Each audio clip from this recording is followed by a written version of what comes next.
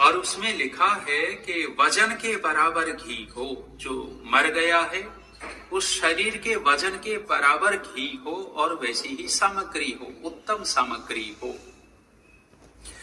जैसे किसी का 70 किलो वजन है, भार है, तो उतने ही भार का घी हो, 70 किलो घी हो, उसको खूब तपा करके रख लेवे।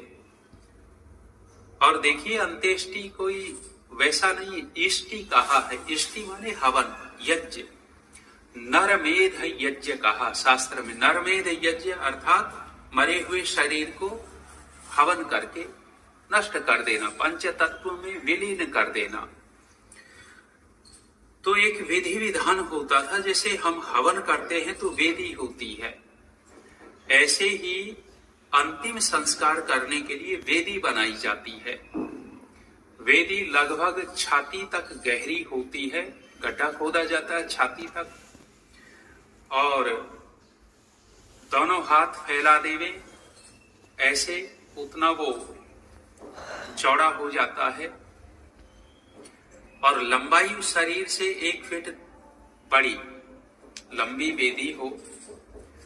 और जैसे नहर बनती है, हवन कुंड बनता है, ऊपर से 4 फीट चौड़ाई है तो नीचे 1 फीट चौड़ाई रह जाए।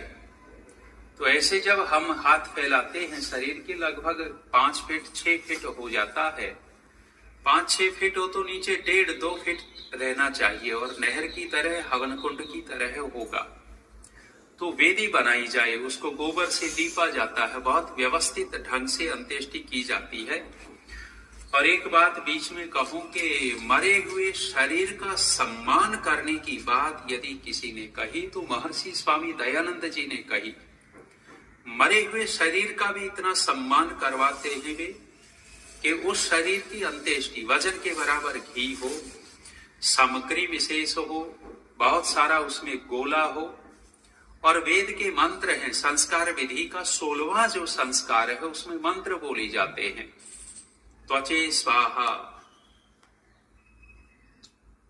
श्रोत्राय स्वाहा, वाक् स्वाहा आदि आदि, एक एक बहुत सारे मंत्र हैं।